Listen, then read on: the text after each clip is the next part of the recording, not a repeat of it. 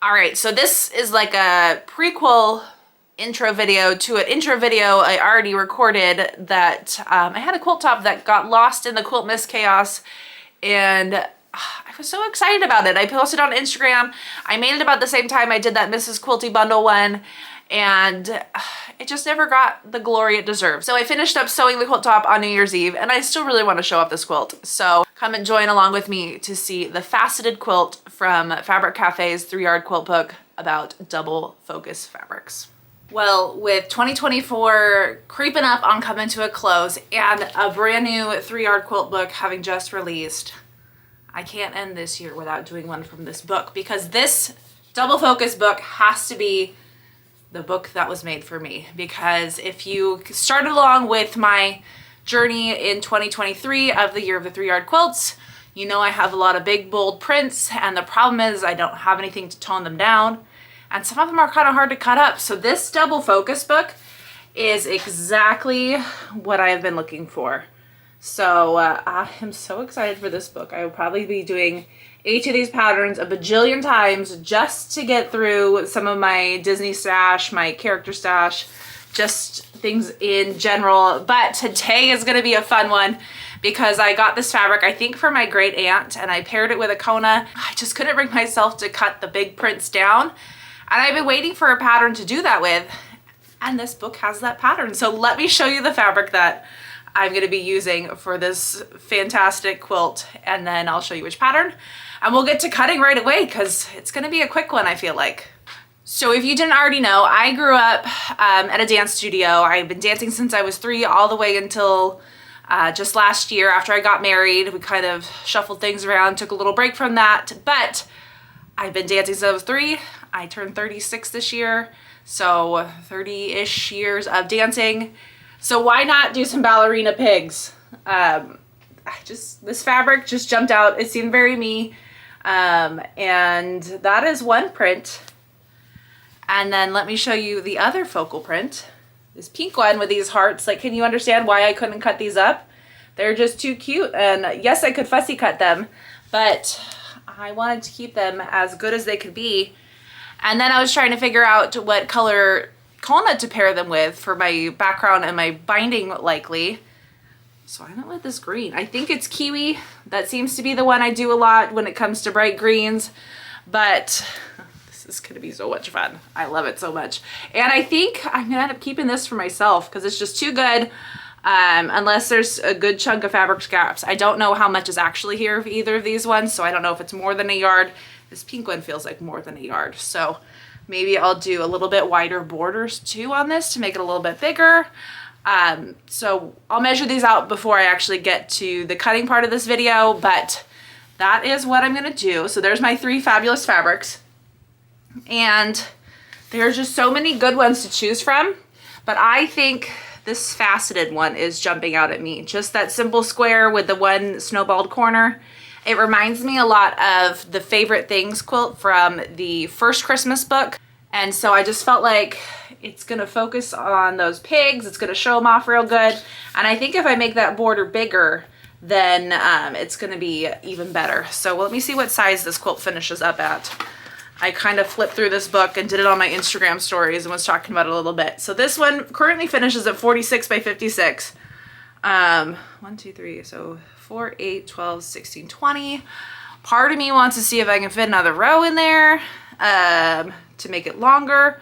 And then I just have so many thoughts going through my head of how to alter this to make it a little bit more me-sized, but that's all going to depend on how much fabric I have and where to go from there. So we're gonna get some double focus going. I'm very excited about these ballerina pigs, and so I'm gonna measure these out, figure out how much I have, and then after I figure that out and do my cutting, I'll let you know what changed, if anything. So I'll see you at my cutting mat.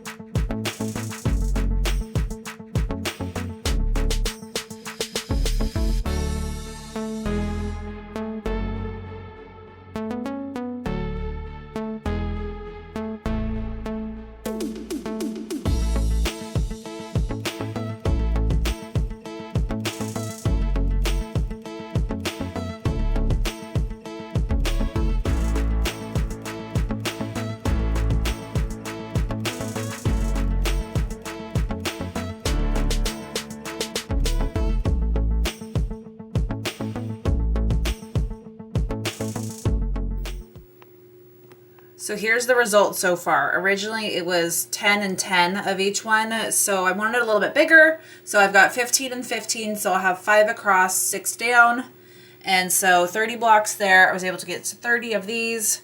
I needed 24 of these sashing pieces now, and then I just cut the amount required for the sashing plus an extra 2 or 3. So instead of having 8 strips for the sashing and inner border, I've got 12. Which left me with not much to work with for binding. So I haven't cut my outer borders yet because I've got about a third-ish left of this, over a yard or so, about a yard left of this one. So if I need to, this may be a single border. I'll have to get more for my binding, but you're ready to go. So I'm going to figure out which one I want to have the corner up here, which one I want to have the corner down here, and start stitching and flipping.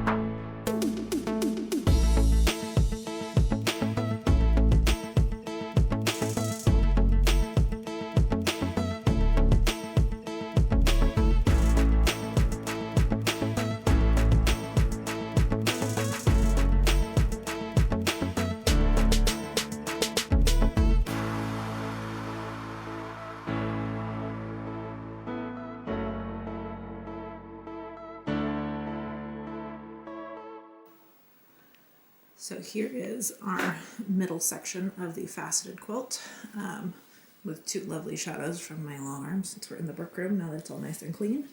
But all I've got to do from this point is put my green border that goes all the way around the inside, and then the pink border, I think because this was supposed to have 3 borders but I skipped one. So the pink border is going to go around that, and then this is all going to be done just in time for No by January. So I may not get this quilted this month if I don't have a backing for it, and I'll have to figure out my binding situation, but we're almost there with the quilt top. How perfect is that?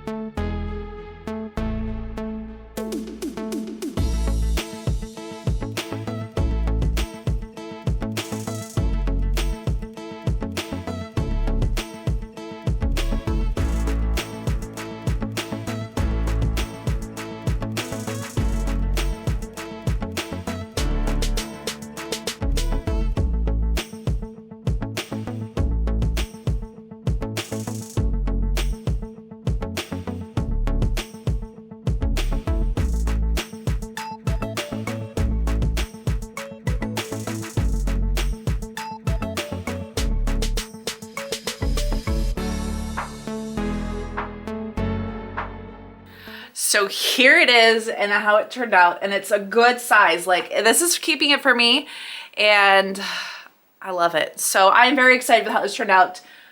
And yes, since it is No by January, it's gonna sit because I don't have a quilt back for it yet.